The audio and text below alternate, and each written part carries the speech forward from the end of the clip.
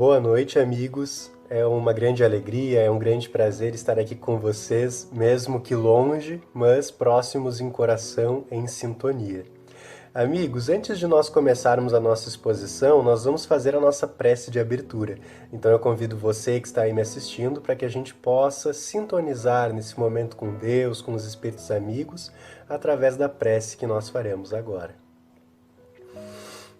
Vamos então elevar o nosso pensamento a Deus, a Jesus, aos espíritos amigos, rogar pelo amparo e que esse amparo se estenda não apenas sobre a nossa palestra de hoje, mas sobre cada dia da nossa vida.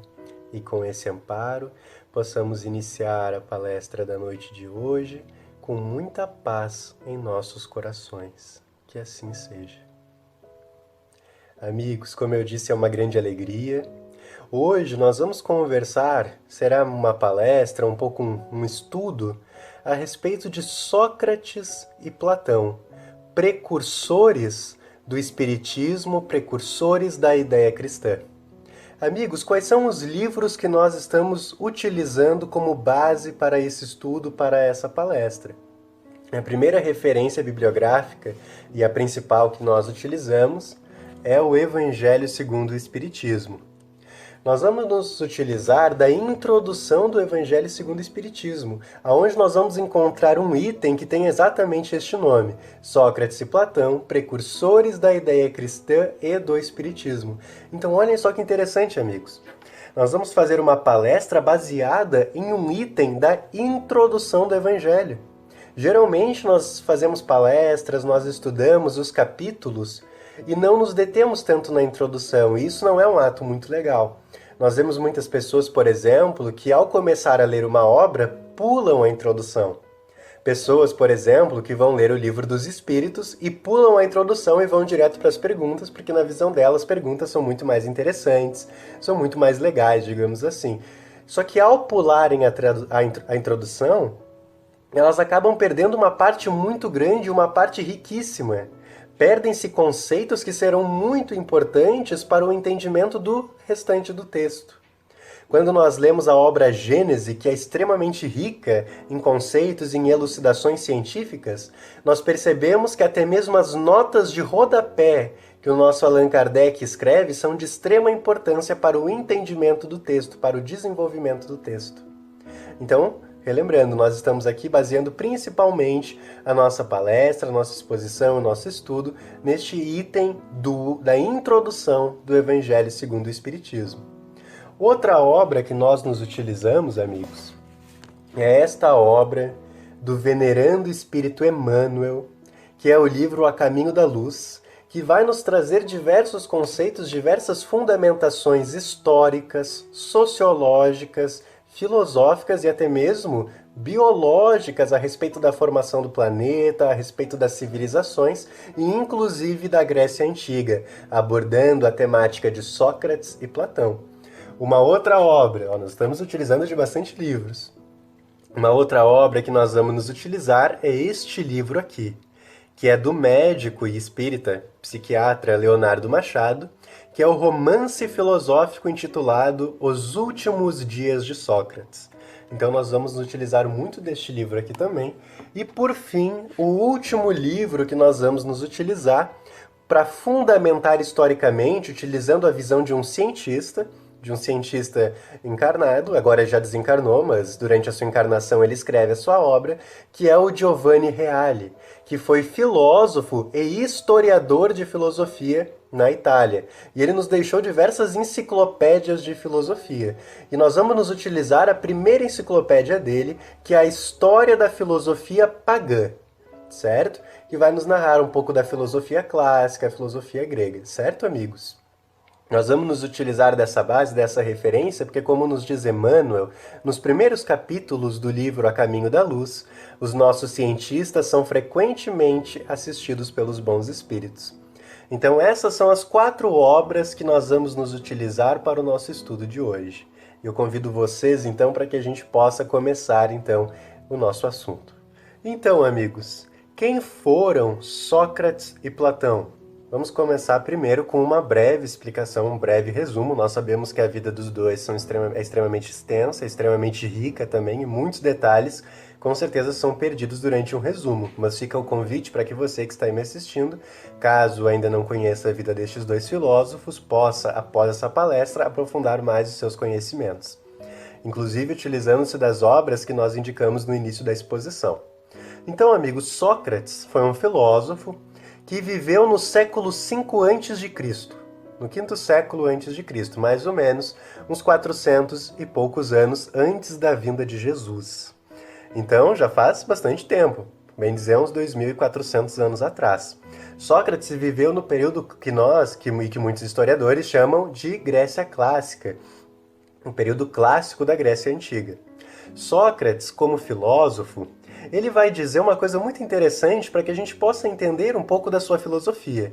Ele vai dizer que a sua mãe era uma parteira. A sua mãe trabalhava como parteira, ou seja, auxiliava as mulheres no parto para que elas pudessem trazer os seus filhos ao mundo. Ele, Sócrates, também era um parteiro, mas ele não era um parteiro de pessoas, dizia ele. Sócrates se autodenominava como um parteiro de ideias, como um parteiro do conhecimento, como um parteiro da verdade.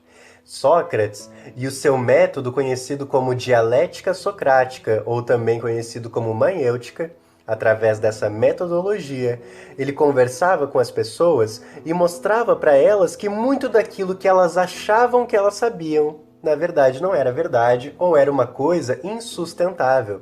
Sócrates mostrava para as pessoas que achavam que eram sábias, que na verdade elas não eram sábias, que na verdade elas estavam ainda muito distantes do verdadeiro conhecimento. Inclusive, foi questionado uma vez ao oráculo de Delfos, um lugar na Grécia Antiga onde as pessoas consultavam as pitonisas em busca de respostas, o que a gente pode ligar hoje bastante à prática da mediunidade, talvez.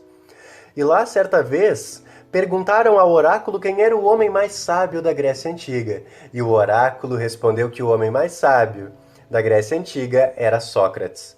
Quando Sócrates fica sabendo disso, fica sabendo que o oráculo havia dito que ele era o homem mais sábio da Grécia Antiga, ele diz: tudo bem, eu devo ser sábio mesmo, porque só eu sei entre todos os cidadãos, entre tantas pessoas, entre muitos, só eu sei que nada sei. Ou seja, somente Sócrates tinha o conhecimento da sua ignorância. Só ele sabia que ele não tinha todo o conhecimento do mundo, que ele não era detentor da verdade, ele tinha conhecimento disso. Enquanto outras pessoas lá da Grécia Antiga, outros atenienses, achavam que eram mestres em diversos assuntos. Por exemplo, médicos que achavam que entendiam tudo da medicina. Pessoas que tinham uma determinada profissão e acreditavam que sabiam tudo dessa profissão. Sócrates, ao conversar com essas pessoas através do método que nós nos referimos, conhecido como maiêutica, essa dialética socrática, mostrava para as pessoas, através dos seus métodos, através inclusive da ironia, que essas pessoas, na verdade, não eram tão sábias quanto pareciam. Mas Sócrates, ele não fazia isso para menosprezar as outras pessoas. Sócrates não mostrava que as pessoas eram ignorantes para desprezá-las ou para parecer mais sábio do que elas. Não. A intenção de Sócrates era ser aquele parteiro. Aquele parteiro que, como nós dissemos, não é um parteiro de pessoas, mas um parteiro de ideias.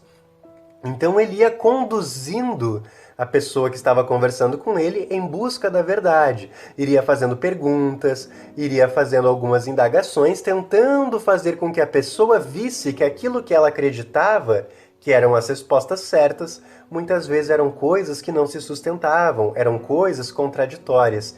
E a partir disso, conseguia fazer algumas vezes com que a pessoa chegasse à verdade, quando a pessoa era uma pessoa humilde. Obviamente, Sócrates despertou o ódio em muitas pessoas. Muitas pessoas, por causa do seu orgulho, por causa das suas paixões inferiores, se sentiram mal, se sentiram seu orgulho ferido ao conversarem com Sócrates, porque Sócrates tinha isso, de fazer com que as pessoas vissem que aquilo que elas acreditavam saber, na verdade, não era a realidade. E, obviamente, essa conduta de Sócrates, os ensinamentos que ele passava para os jovens atenienses, vai fazer com que Sócrates seja condenado à morte. Sócrates ele foi condenado a beber cicuta. Ele foi acusado de corromper os jovens de Atenas, que, como vai nos dizer o Espírito Emmanuel, na verdade, ele ensinou os jovens de Atenas a serem pessoas livres. Deu aos jovens de Atenas a liberdade do pensamento. E por causa disso ele foi condenado à morte. Sócrates também foi condenado por questionar a religião pública de Atenas, aquela religião politeísta com os seus vários deuses. Sócrates ele faz algumas críticas a esses deuses, a essa religião pública. Mas nós vamos ver que por trás da morte de Sócrates foi também um grande jogo político. Porque já como ele havia despertado ódio em muitas pessoas que haviam tido seu orgulho ferido, essas pessoas desejavam então a sua morte, desejavam que Sócrates morresse. E assim acontece. Sócrates então desencarna, condenado a beber cicuta. E conforme nos diz o Espírito Emmanuel, no livro A Caminho da Luz, ele diz assim: Sócrates é um dos grandes emissários de Jesus. Olhem só que interessante.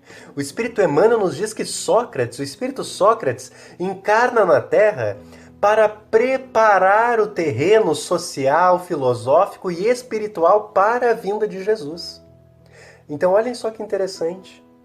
Muitos espíritos que nós consideramos hoje como sábios, que contribuíram e muito para o progresso da humanidade, eram espíritos que eram assistidos diretamente por Jesus, que, como nos diz Emmanuel na mesma obra, é o governador espiritual do nosso planeta.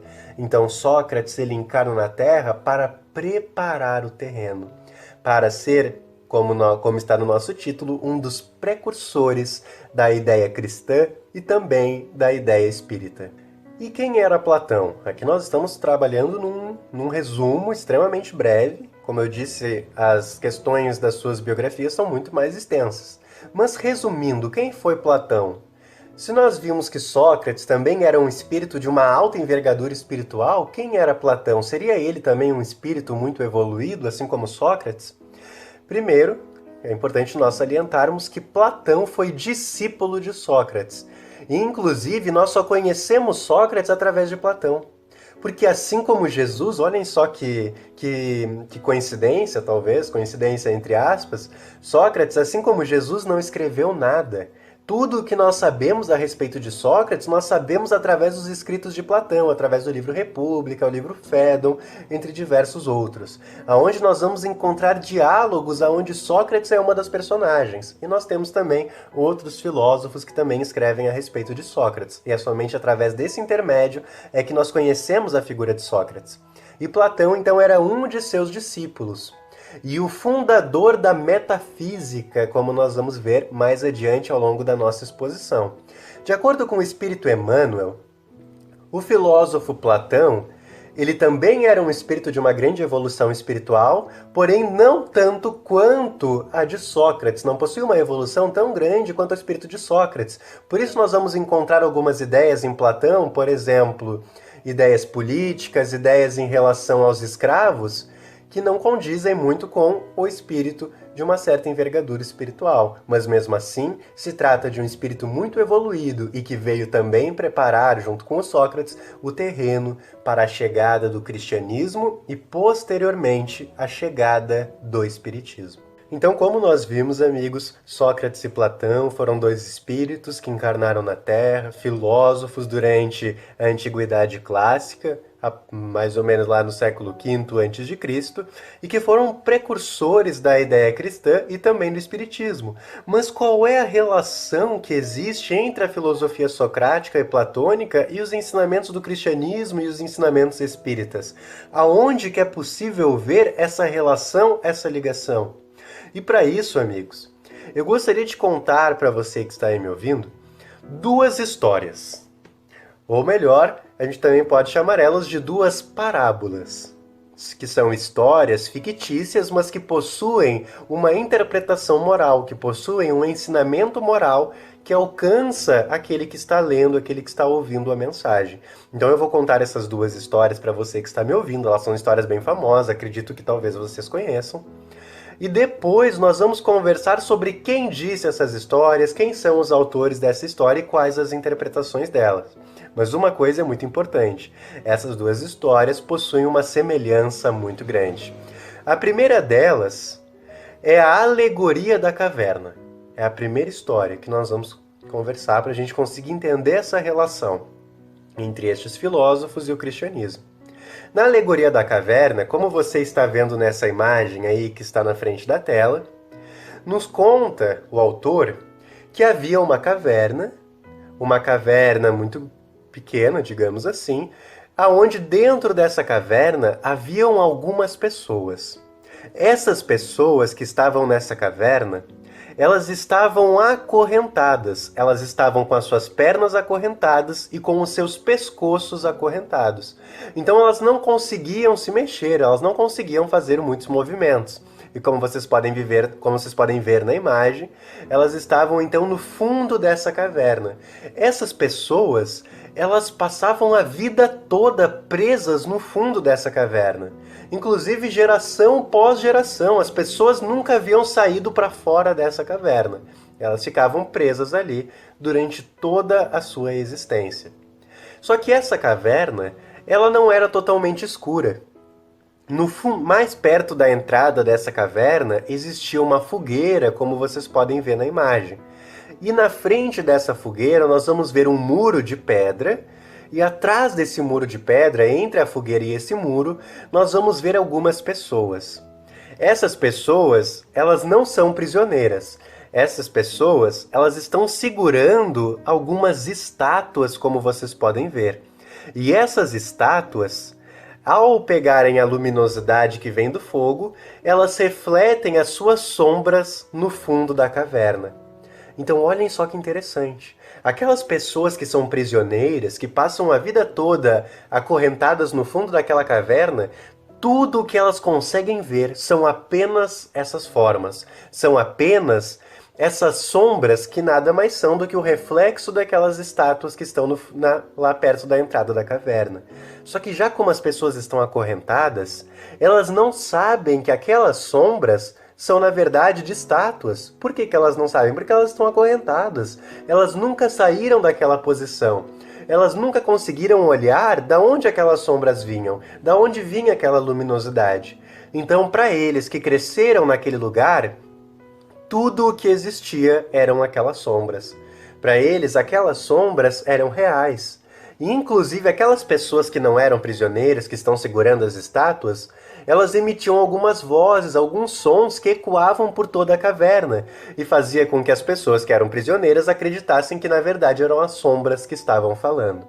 Então para eles toda a vida se resumia àquela caverna. Só que um dia, um destes prisioneiros consegue se desvencilhar das correntes. Ele consegue se libertar. Pela primeira vez na história, um prisioneiro consegue se libertar daquelas correntes.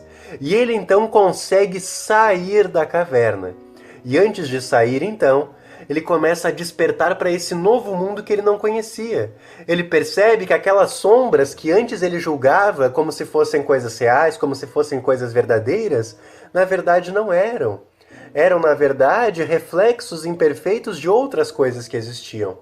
E ao sair da caverna, então, ele se depara com um mundo completamente novo, como nós podemos ver aí na imagem. Aquela surpresa, aquele espanto diante daquele mundo e daquela luminosidade. Ele se depara com o sol, uma luminosidade tão grande que ele nunca havia visto na sua vida. E aquela luminosidade é tão forte, afinal ele havia passado a vida toda naquela penumbra, apenas com um pouquinho de luminosidade que provinha daquela fogueira. Ele tem então os seus olhos fragilizados por causa daquela luz tão grande, aquela luz esplêndida. E ele fica então maravilhado com esse novo mundo. Ele desperta para uma realidade que ele não conhecia. E este homem, então, este prisioneiro, ele decide, por carinho, por caridade, retornar para dentro da caverna para avisar aos outros prisioneiros sobre este novo mundo. Afinal, ele fez uma descoberta incrível. Ele queria mostrar para aquelas pessoas que o mundo não se resumia àquelas formas, aquelas sombras no fundo da caverna, que havia algo além de tudo aquilo. E este prisioneiro, então, que agora já estava liberto, retorna então para o fundo da caverna. Mas ao chegar ao fundo da caverna e ao contar para as pessoas a sua descoberta, o antigo prisioneiro, é ridicularizado e assassinado pelos outros prisioneiros, porque achavam que ele havia enlouquecido, porque achavam que as suas teorias eram extremamente bizarras e propunham ideias completamente utópicas, ideias que não faziam sentido. E ele então é assassinado. Essa é a primeira parábola, amigos. Essa é a primeira história que a gente usa para começar a nossa reflexão, conhecida, como nós dissemos, como alegoria da caverna. Vamos agora para a nossa segunda história, a nossa segunda parábola. A nossa segunda história, então, amigos, a nossa segunda parábola, que também é muito conhecida, é chamada de O Festim de Bodas. Nós vamos contar ela até um certo ponto, para que a gente possa fazer algumas meditações, algumas considerações depois. Então nos conta essa parábola que havia um rei, e este rei queria celebrar as bodas, ou seja, o casamento do seu filho. E para isso, ele chama os seus servos e pede para que estes servos vão até a cidade e convidem as pessoas para participarem das bodas do seu filho. E lá vão os servos. Mas ao chegarem os servos à cidade e convidarem as pessoas para irem até o palácio do rei e comemorarem as bodas do seu filho, as pessoas recusam o convite do servo, ninguém aceita o convite. Os servos então retornam ao palácio do rei e dão a notícia dizendo que ninguém aceitou o convite. O rei então pensa, mas por que será que não aceitaram? Fica triste, fica um pouco encolerizado. E ele então manda preparar tudo de novo, manda preparar o banquete, prepara a festa, prepara tudo o que era necessário para que a festa, para que a celebração daquele casamento, daquelas bodas acontecesse. E ele então diz para os servos mais uma vez irem convidar as pessoas. E lá vão os servos outra vez às cidades para chamar as pessoas. E mais uma vez as pessoas recusaram o convite. Só que dessa vez, além de recusarem o convite, as pessoas já bravas, as pessoas já enfurecidas, acabam assassinando os servos que fazem o convite. Os servos são assassinados. O rei, encolerizado, toma algumas medidas para destruir aquelas cidades e depois faz mais uma tentativa de convidar as pessoas. Mas vamos parar a história por aí, porque aqui já é extremamente interessante para a gente fazer uma relação. Então, quem são os autores dessas parábolas e quais são os significados delas? É o que nós vamos ver agora. Amigos, a primeira história, a Alegoria da Caverna, é da autoria de Platão. Ela resume a filosofia de Platão. Inclusive, a Alegoria da Caverna ela possui muitas interpretações. De acordo com o historiador e filósofo Giovanni Reale, italiano, autor dos livros de várias enciclopédias sobre a história da filosofia, é possível fazer muitas interpretações acerca da Alegoria da Caverna. E uma dessas interpretações é a interpretação espiritual. Mas então o autor da primeira parábola é Platão, certo? E quem é o autor da segunda parábola, do Festim de Bodas? O segundo autor é ninguém menos do que o próprio Jesus. Essa é uma parábola narrada por Jesus no Novo Testamento e, inclusive, esclarecida, muito melhor desdobrada, nas nossas obras básicas no Evangelho segundo o Espiritismo. Sobre a Alegoria da Caverna e sobre o Festim de Bodas, qual a relação entre elas? A Alegoria da Caverna, como nós dissemos, é possível ser feita sobre ela uma interpretação espiritual. Porque olhem só que interessante, nós temos uma pessoa que passa a vida toda em um mundo e depois, ao longo da vida, ele consegue se libertar deste mundo e desperta para uma nova realidade, para um novo mundo que ele desconhecia. E então ele deseja fazer com que as outras pessoas também despertem para este mundo. Só que muitas vezes essa pessoa que tenta acordar os outros, essa pessoa que tenta fazer com que os outros despertem para a nova vida, são pessoas que são ridicularizadas ou até mesmo assassinadas, como acontece com o ex-prisioneiro da Alegoria da Caverna. O autor Leonardo Machado, no livro que eu apresentei no início, Os Últimos Dias de Sócrates, ele faz uma reflexão bem interessante em relação à imortalidade da alma e à Alegoria da Caverna. Quando nós estamos encarnados, nós estamos dentro dessa caverna, aonde nós vemos o mundo material e muitas vezes, dominados pelo materialismo e pelo ceticismo, acreditamos que este mundo material resume tudo o que existe. Só que isso não é verdade.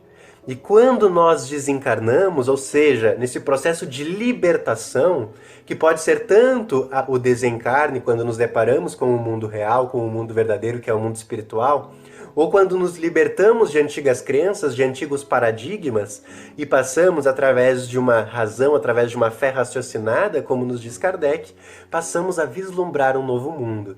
E quando a gente desperta para o novo mundo, nós queremos fazer com que outras pessoas despertem também, obviamente sem impor isso a elas, mas apresentando-lhes este novo mundo.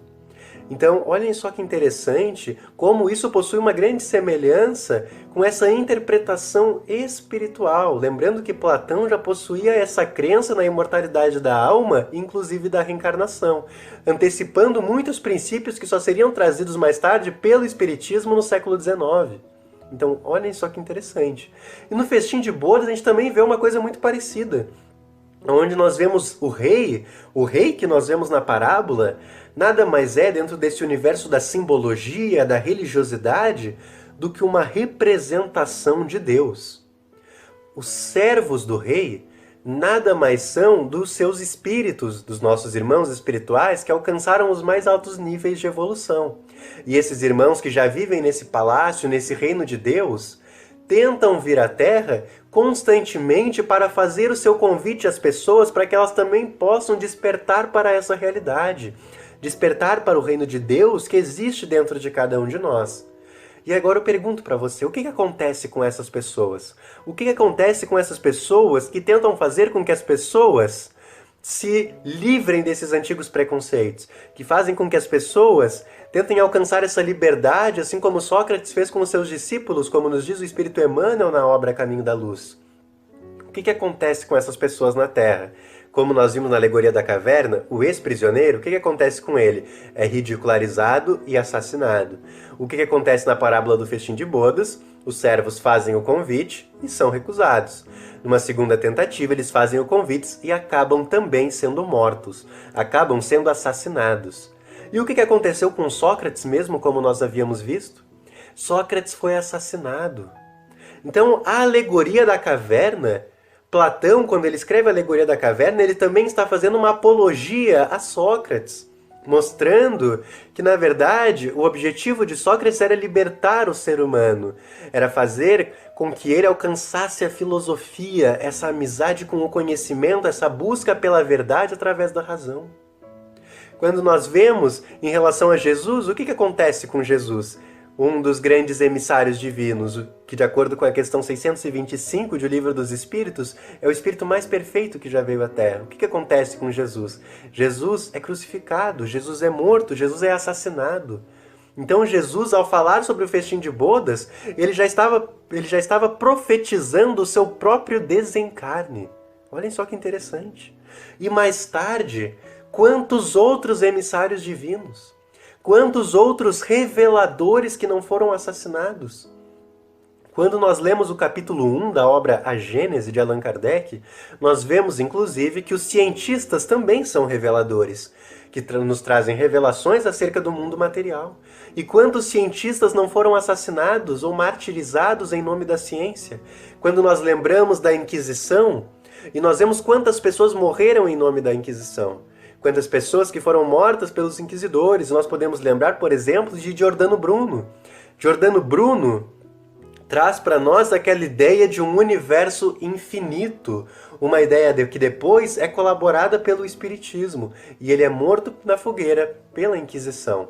Então as pessoas que vêm à Terra e tentam fazer com que as pessoas acordem para uma nova realidade são extremamente ridicularizadas e por vezes até mesmo assassinadas. São, sobretudo, incompreendidas. Olhem só que interessante isso.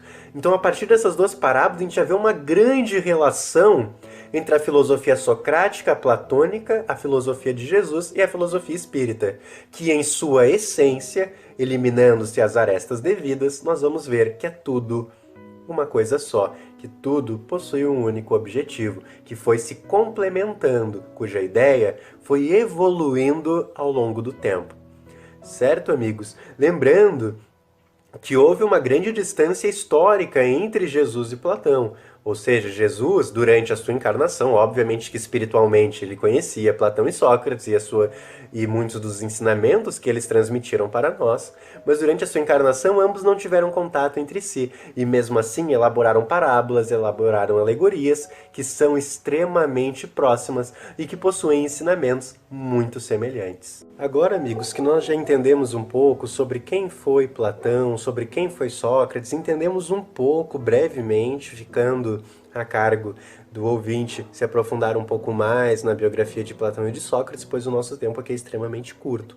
Já vimos a relação também que tinha entre os espíritos Sócrates e Platão com Jesus, sendo estes seus emissários. E agora, amigos, que nós já fizemos também a comparação entre a alegoria da caverna e o festim de bodas, mostrando essa similaridade existente entre a doutrina socrática, platônica, a de Jesus e, consequentemente, a espírita, nós vamos ver alguns trechos da obra de Platão e ver como elas repercutem também dentro do espiritismo, mostrando que de fato eram sim ideias precursoras do espiritismo e da ideia cristã. Nós vamos utilizar como base a introdução do Evangelho segundo o Espiritismo, onde Allan Kardec teve o cuidado de separar alguns trechos dessa obra. Como o nosso tempo já está passando do horário, eu tive cuidado de selecionar apenas alguns trechos para nós fazermos essa reflexão. E o primeiro deles é sobre uma ideia platônica que é muito interessante, que é sobre o mundo das ideias. Olhem só este trecho. O homem é uma alma encarnada.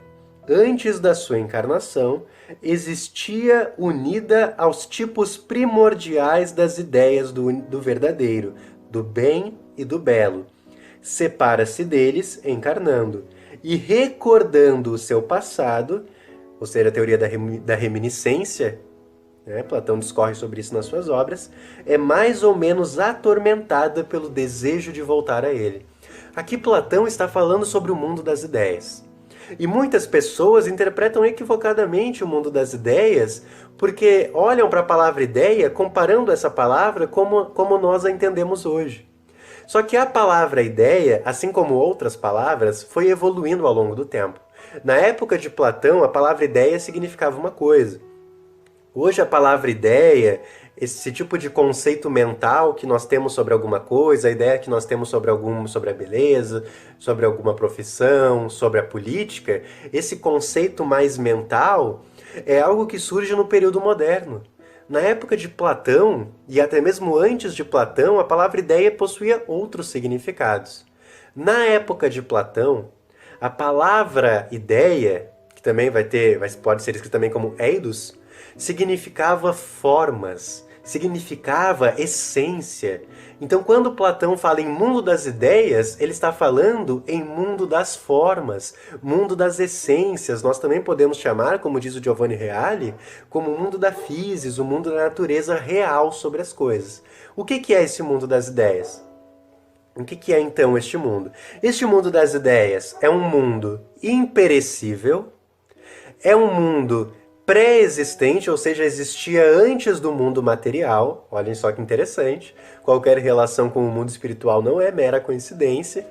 É um mundo perfeito. É um mundo onde vai possuir todas as ideias, ou seja, todas as essências, todas as formas, na sua máxima perfeição. E dentre todas essas ideias, dentre todas essas formas, nós vamos ter a ideia do bem. A ideia do bem, que vai se expressar no mundo material como aquilo que é belo, como sendo o mais alto grau hierárquico deste mundo das ideias. Então o que nós precisamos saber sobre o mundo das ideias para entender essa parte? O mundo das ideias é um mundo que existe antes do mundo material, é um mundo perfeito, é um mundo onde nós, enquanto alma, habitávamos antes de encarnar, e para o qual, durante a nossa encarnação, inconscientemente, temos a vontade, o desejo de retornar a este mundo, aonde se encontra a verdade. Olhem só que interessante, amigos. Platão vai dizer que o mundo material é uma cópia imperfeita do mundo das ideias. E com certeza nós já ouvimos essa frase dentro do movimento espírita. Quando nós vamos estudar o mundo espiritual, as colônias espirituais, por exemplo, o Nosso Lar, apresentada pelo espírito André Luiz através de Chico Xavier, Uma das coisas que ficam muito claras é que o mundo material é uma cópia imperfeita do mundo espiritual. Muitas tecnologias que lá existem, que lá existiam, por exemplo, quando Chico Xavier nos apresenta a obra Nosso Lar e as suas continuações, só estão começando a surgirem hoje no campo da ciência. Então olhem só que interessante, existe uma similaridade muito grande entre o mundo das ideias e o mundo espiritual. Só que aí cabe nós fazermos uma observação bem importante. O mundo das ideias não significa um mundo espiritual, certo? Quando Platão elabora esse conceito de mundo das ideias, ele não está falando sobre o mundo espiritual como nós, dentro do espiritismo, conhecemos hoje. Possui uma semelhança? Possui uma semelhança muito grande. Mas lá, por exemplo, Platão vai dizer que é um mundo que só é acessível através do pensamento, através da nossa mente. E nós vamos ver quando nós estudamos a doutrina espírita que não é um mundo abstrato, e sim muito mais concreto do que a gente imagina. Mas, salvo essas arestas, nós vamos ver que há uma grande conexão, uma grande similaridade entre o mundo das ideias e o mundo espiritual.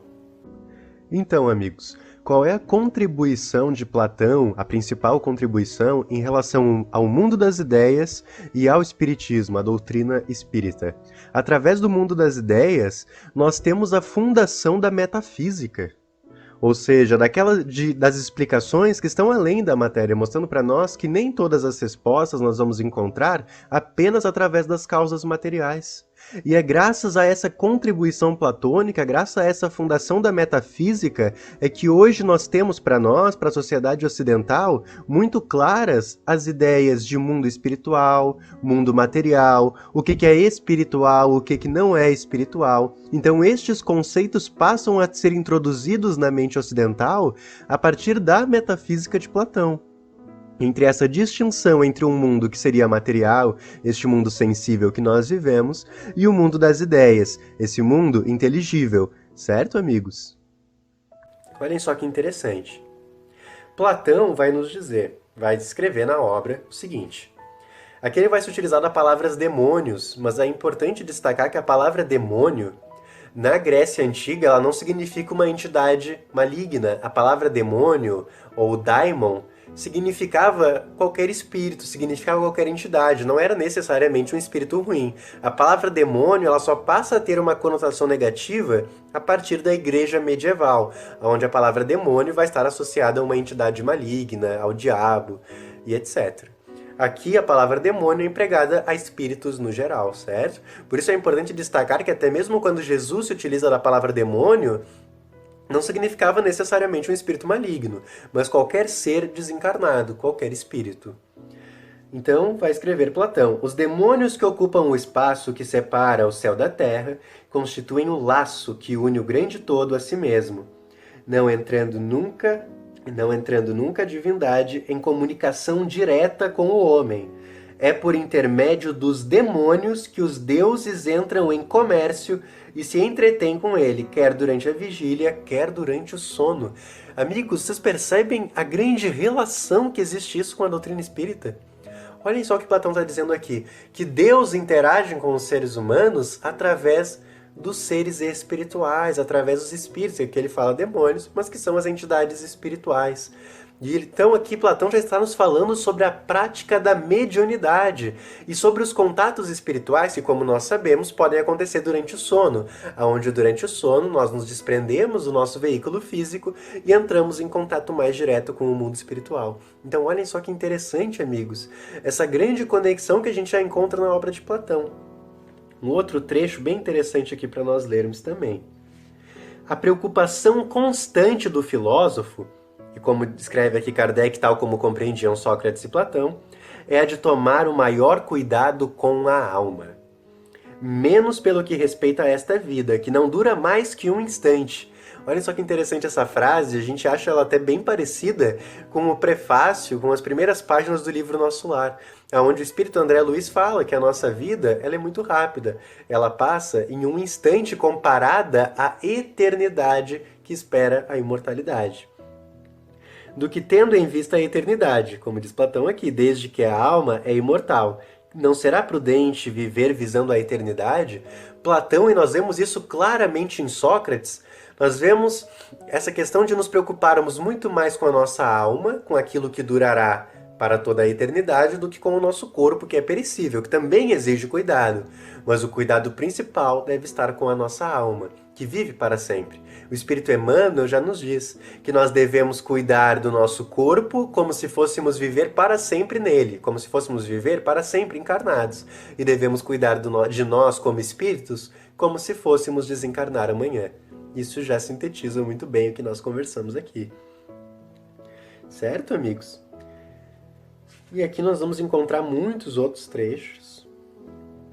Aqui nós vamos ver um outro trecho, amigos. Nunca se deve retribuir com outra uma injustiça, nem fazer mal a ninguém. E aí, amigos, para encerrar, nós só podemos citar a frase de Jesus quando ele diz: mostrai a outra face. Isso já reúne muito bem a grande relação que existe entre as filosofias de Platão e Sócrates, o cristianismo e o espiritismo. Isso serve para mostrar que essa maravilhosa doutrina que nós temos hoje, o espiritismo, nos ensinando que a morte ela não existe, existe apenas para o corpo. Mostrando que todos os sofrimentos são passageiros, que esse período difícil que nós estamos vivendo agora, ele passa. Todo esse conhecimento espiritual, esse banquete, esse grande festim de bodas, esse grande banquete espiritual, nada mais é do que um preparo que foi acontecendo ao longo de toda a história da humanidade, até que Allan Kardec pudesse codificar os ensinamentos dos espíritos através das obras básicas. O espiritismo já sondava a humanidade desde os tempos mais remotos. Foi uma grande alegria estar aqui com vocês, amigos. Para finalizar agora, nós vamos fazer a nossa prece. Vamos elevar então mais uma vez o nosso pensamento a Deus, a Jesus, aos espíritos amigos, agradecer por mais uma oportunidade de estudo, agradecer pelo amparo recebido e que esse amparo possa se estender sobre toda a nossa encarnação e sobre todos aqueles que nos rodeiam e, sobretudo, sobre toda a humanidade também. Agradecemos mais uma vez e que possamos encerrar o nosso estudo, a nossa palestra de hoje com muita paz em nossos corações. Que assim seja. Gratidão, amigos, pela atenção de vocês.